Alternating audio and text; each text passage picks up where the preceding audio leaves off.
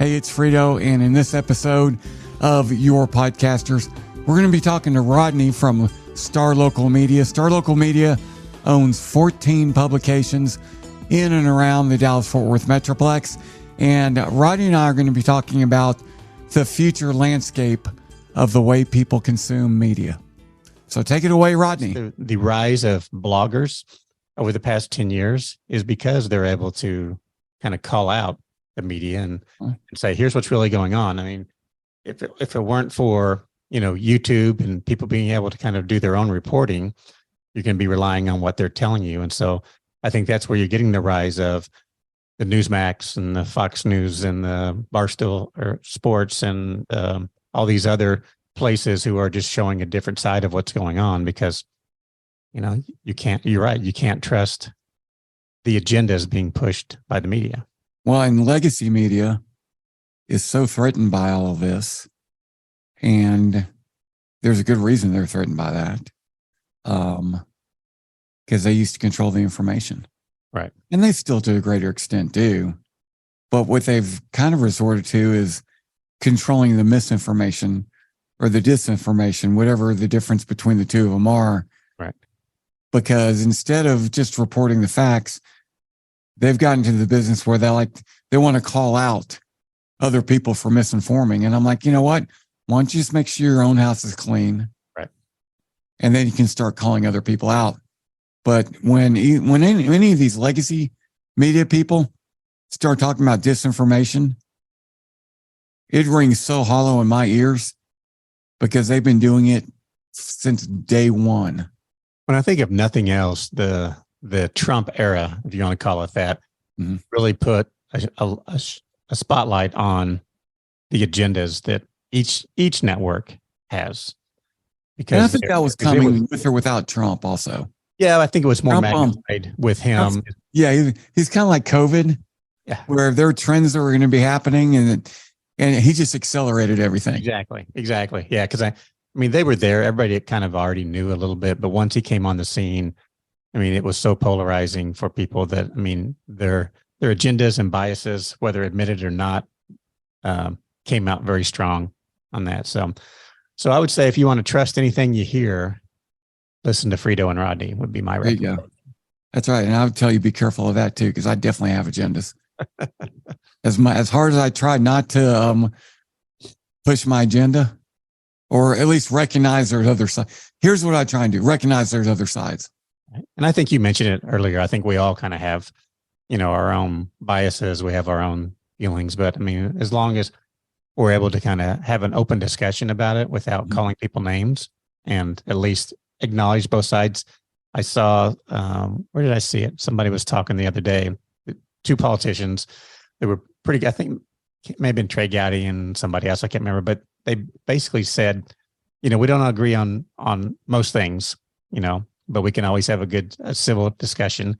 And at the end of the day, we can agree to disagree on certain things, and we go on our way, and we're neither are worse to wear. But I mean, unfortunately, the media has made it so that's not how the world works anymore. Yeah. If you don't agree, you're terrible. We can't be friends. This whole Facebook nonsense of we're going to unfriend me on Facebook because you like somebody. I mean, that's just stuff that, seventh grader stuff.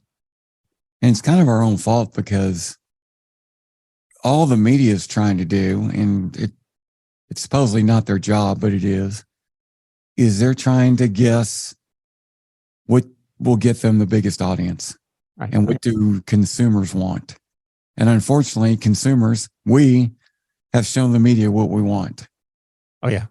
And what we want is extremes and controversy. And back to quickly on, there's zero reason other than that is why Trump was on CNN prime time on a town hall. Only reason was for ratings. And they're back to figuring out, you know what, when Trump's around, I get a lot of people to watch it because, again, it's a dumpster fire that they're all watching and everybody wants to see that. So it's all about the money at the end of the day. If you want to have fun, and I don't have kids, but just watching the world through a kid's eyes I just love doing that. And yesterday is one of those times where I'm friends with a woman who has two of the coolest little boys you'll ever meet. And I hope I don't get their ages wrong, but they're sixth grade and third grade, basically. And the third grader, we were at a restaurant yesterday that has a game room with one of those claw games where you win, and they have a pop a shot and stuff like that. Well, the kid was looking for a dollar bill because he wanted to go play some games. And so he came up to me and he's a little salesman, asked me if I had a dollar bill. And I said, well, no, I just have a 5. He said, that's okay. Yeah. And I said, okay, let me ask you this. Father Friedo, pat myself on the back. I'm not just going to give the kid $5. He's going to have to earn it. So I said, can you tell me who the president on the $5 bill is? Who's this guy? He said, that's Lincoln. I said, what's he famous for? Now, Rodney, I'm going to put you on the spot. I'm going to give you 3 guesses on what Lincoln's famous for in the eyes of an 11-year-old. Being shot. Probably 9-year-old. Being shot would be one of them. No. Lincoln Monument. No, they wouldn't know that. I don't know. You nailed it. Being shot. No. Oh, the Lincoln Monument? He said, the kid said, he's a statue. Oh, yeah. That was his first answer. I said, what's he famous for? For being a statue. Nice. I almost wanted to give him another 5 just for that smart ass answer. But not freeing the slaves, not being shot, not even being the president. Right. He's a statue. Interesting. I like that answer. Yeah, it's good. So anyway, seeing the world through innocent eyes. Well, and it's actually, I wish we all could do. It's kind of weird, and I don't know how much time we got. Of course, we can get as much time. We can go forever. It's But my daughter is 24. I always ask her about something on the news. She goes, "I don't ever watch the news," because they just don't. It's just a different as they get older, and you see these interviews with people on the street. On some of those, like who's the president, who's this, and they don't have any clue. Part of that's kind of scary, but the other part. Like my daughter, she's like, it's too depressing. I don't want to watch that. I mean, all there are is arguing and it's like, you know what? She's probably right. I mean, the flip side of that is we probably watch too much of that. And so we get somewhat jaded in our beliefs of that. But it's interesting how, and it'll be curious in the next 10, 15 years, kind of how the media landscape looks. Because there's not a lot of people in that generation that's coming up that really cares about the news, really, to be honest with you. No. As a matter of fact, just to take this to my business, the podcast business, which is really, really exploding right now. And I'm not just saying that because it's my business. There's a story that came out in radioworld.com, a website no one would ever go to unless you're in the industry. And about how these big, huge media companies, one which I used to work for, well, actually 2, but this story is specifically about, mentioned Cumulus in there and how much they're investing in podcasts and digital media because they've finally figured out that that's the future, which is something that was bound to happen. But now they're finally putting their, they finally just almost like if we can't beat them, let's join them. Right. Type attitude. So that story came out in the beginning of May, so about 2 weeks ago. And then this story's been developing. You and I may have talked about this, but it goes right to what you're saying about the media landscape and the way people get their news is new cars will not have AM radios anymore. Oh, and which is huge in what you and I are talking about right now, because most people that listen to like news talk, those are AM radio stations. Yeah. And so it's interesting because, and this was in the Wall Street Journal, maybe just this morning. I read it this morning. I don't know when they released the story, but it's like within the last 3 days.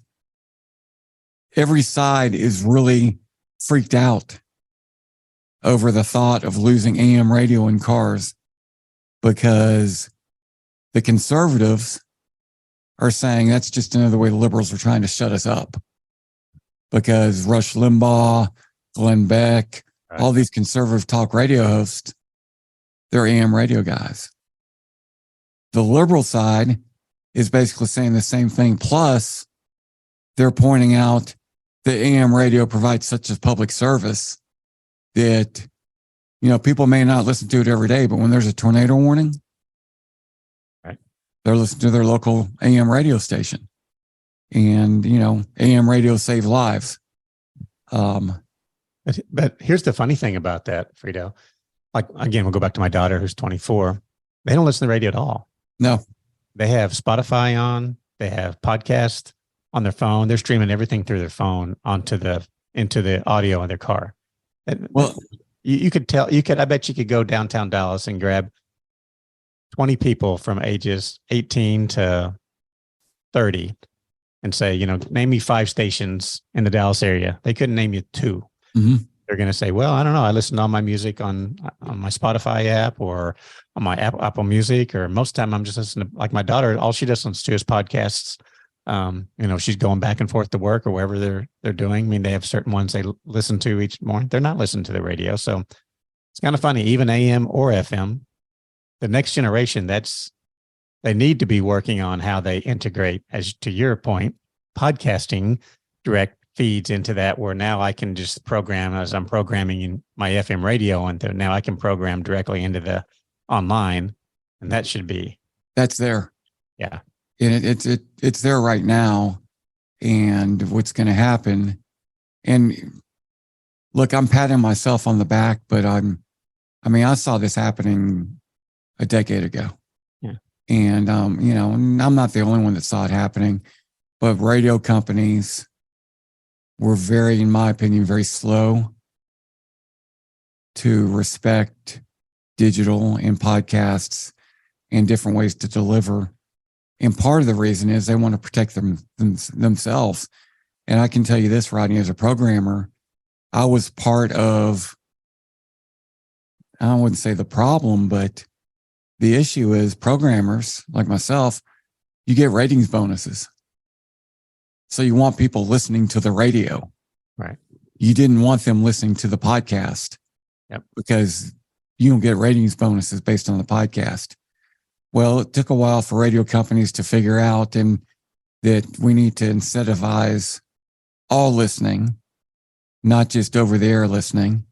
It took them a while to realize the power of the revenue they can get through digital.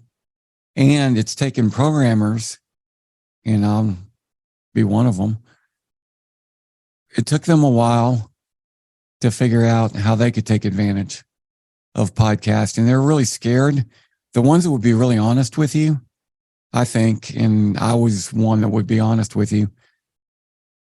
Programmers, especially the real good ones, they understand that a podcast, especially in talk radio, a podcast is a much, much, much, much, much, much more efficient way to deliver your product to the consumer than a live radio feed. And if you think about it, it just makes sense. As a consumer, you can tune into a podcast once you know the technology and get all your information in 30 minutes. Whereas on a radio show, that radio talk show host, they have to fill 4 hours. Right. So they're making 30 minutes of content, fill a 4-hour period. So as a consumer, as a listener, you have to fight through 4 hours of content to get your 30 minutes of real hardcore facts. Yep. Whereas in a podcast, you just give them the facts. Yeah. And I think people like a conversation format. I mean, I think, yes. I look at, I Am Second, that whole movement on how that grew so quickly just because it's a format where you're just talking, you're sitting down, watching, there's, I don't know if you ever watched Soft White Underbelly, but it's a video, it's on YouTube, but it's a gentleman who goes and just interviews people of, in the Appalachians, drug dealers, prostitutes, whatever, and just talks about their story. Mm-hmm. And he uses that money to kind of help. But he's got a huge following. but it's just all about conversation. You're just sitting down with the conversation. And I think people like that more than someone preaching at them of, here's what's happening today and here's what you need to know. It's more of people like that, being able to just kind of sit down, kind of like I think a podcast. And again, you know this more than anyone because you know that's your world. But I think the reason podcasts are so effective is just kind of like whoever's in the podcast. It's kind of like you're just sitting in the car with them, and you get a chance to visit with them.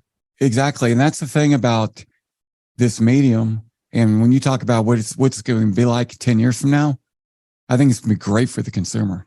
Mm-hmm. Because the other thing that a podcast gives you the opportunity to do as a content provider is you can do both of what you just said. You could do, and CNN, hey, they do a good job with their 5 Things podcast every morning. It's 5 to 10 minutes long. Yep. And it's here are the 5 things you need to know today. Boom, boom, boom, boom, boom. So they have that for people who want to get information concise, condensed, and quick. But then they also have other podcasts that are storytelling or interviews, and you can do all that. Look, I'm so bad on video, by the way. I'm talking to you, and I'm putting my hand right in front of the camera as I'm pointing to you. Well, I was just going to tell you, you're covering up the Friedo face there. Your moneymaker there. You don't want to cover that up on your podcast, but you're right. It's just that people enjoy that conversation, and we talk about it in our business. The newspaper media business it's audience. Mm-hmm. And so how can I get, my message to the largest audience? And podcasts can do that because you can now, like I'm sure you will do here, you'll share this on Facebook, you'll share this on social media, it'll be on, podcasts. So there's ways to kind of get that out. But I think that conversation, you're sitting in your office, I'm sitting in my office, we're able to kind of have a conversation. And I think people like that. I think obviously the numbers prove that to be, and so on, and that we can talk about any subject. And like I say, we started at one place, we're ending another place here with podcasting, but it doesn't matter. You can just kind of have a free exchange. As a matter of fact, Rodney, this is a freedom that this type of media gives you. We didn't start in one place because I'm separating this out. This is going to be a couple different episodes. Okay, there you go. But I know you'll work your magic behind the scenes, I do have a question for you on the print media side. Yeah. Is you talk about audience, do you ever talk about engagement? We do. And how to engage that audience? Because I think that's something that people are looking for now as well. Yeah. And that, excuse me, part of what we try to do is recognize who our audience is. I mean, I think that's unfortunately what a lot of people in media do is they just kind of splurt it out. Yeah. Speak. And just kind of hope it. But, we kind of know, we know on the print side, we're probably going to be reaching a little bit of an older audience, which we know that because and we know on the online side, it's going to be, a different demographic on age group on that. We know, what works in email, what works in social, what our engagement is on those things. And so I think being able to take your message and just part of it, as you know, is creating the message, but then figuring out what's the best spot to put those in and what you're going to get the most value from. And so we look at that a lot. We have changed the print media side of things because, as you know, no one's looking at. My joke before I got into the business was nobody reads the newspaper. All that stuff happened yesterday. Yeah. So, which it is. So what we do is kind of more highlight things that happened during the week, do specific profiles on people, interesting stories that you more of a feature-based print as opposed to like the Dallas Morning News, who has a daily publication. They can do things that are a little more. But in this day and age, especially in the sports world, everybody knows what the score was. Everybody knows who won. Exactly. 2 seconds after it happened. No one running to get their newspaper Saturday morning to find out what the score of the football game was Friday night. Everybody already knows. So you've got to change the way you're distributing news and information in sports. And so those who adapt to it and kind of, again, take more to maybe even a podcast mentality of a conversation with your audience, which is, I think, what we're doing more is we're having a conversation about here's some really cool. I mean, we did a profile on you a few weeks ago. Again, people in the community that are doing a lot of cool things, and that you wouldn't necessarily hear otherwise. And so we're trying to figure out how to engage more with our audience. I think podcasts are a huge way to do that. But I think ultimately where the industry will be going, all media, is if you're not engaging in a conversation strategy, I think you're going to be left out. And here's the good news, I think, for consumers also, is a lot of programmers and content creators, I think a lot of them had the mentality of, let's give them the content we want to give them and train them to want our content, rather than looking at it the way that I think you should look at it, is who's our audience, and let's give them the content that's going to appeal to them. Right. And rather than training your audience, which there is a little bit of that, and there's a place for that, but providing what your consumer wants is so important in everything else. Why wouldn't it be in content? Right. And I think, and people that we know, I mean, so the new radio station that the guys have with the Freak. Oh, you're in the Metroplex, the Freak. Yeah. Yeah. I mean, they do a great job of, I think, really they're kind of a sports radio, but not sports radio. But they've taken that of, we're just going to talk about kind of whatever comes to mind and what's going on.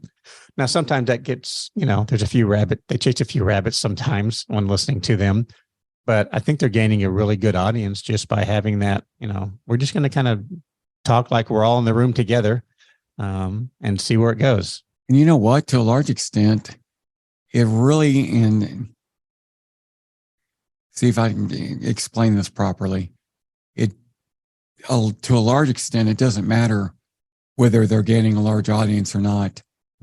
As much as is the audience they're gaining, does that audience feel like they're gaining a large audience? Right. Meaning that if I'm listening to that radio station, do I feel like I'm the only one listening? Or do I feel like I'm part of a huge revolution?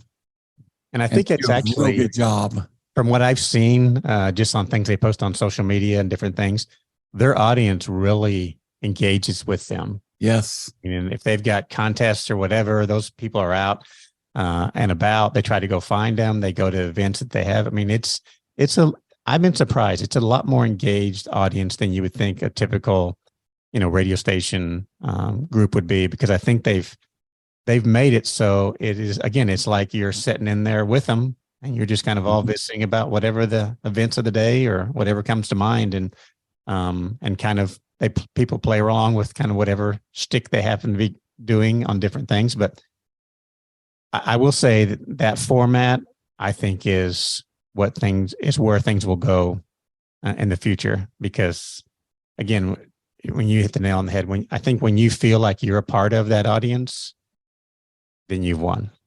Yeah. In a lot of ways, perception is everything. And I can tell you one of the tricks, it always bothered me in talk radio, when a talk show host would mention that no one's calling. Because there's plenty of times that no one calls to talk about a topic. That doesn't mean the topic is a bad topic. It could just mean that you haven't taken any calls in half an hour. So why would I pick up the phone and call? I know I'm just going to be on hold. And some very good talk show hosts or very good producers are able to make it sound like, hey, we just had a line open up. Give us a call right now.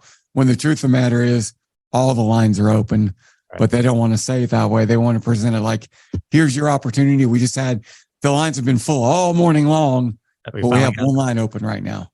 Yeah. And that's important. And it's not fraudulent necessarily. It's, you want the audience to feel like they're a part of something. Right. Because they are. I mean, if it wasn't for the audience, no one will be there. You wouldn't be there. You wouldn't be there. I think that's what is changing and what's going to have to change. And you hit the nail on the head. I mean, it's all about audience. It's who you're reaching, how you're reaching them. Again, that's all we preach, especially on the sales side of our thing, is that we sell audience, Mm-hmm. And we're trying to grow an audience, and whatever that audience looks like, whether it be print, digital, email, social, you name it. I mean, you need to understand who your audience is and reach them there, as opposed to, like you said, training your audience to come to you. You need to train yourself to go to your audience. Yeah. Well, all right. I think we've hammered it home. Yes, sir. All right. So we will talk to you next time. I think we need to do more of these videos, maybe. Yeah, I think so. I enjoy it. All right. Well, have a great day, Rodney. Bye-bye.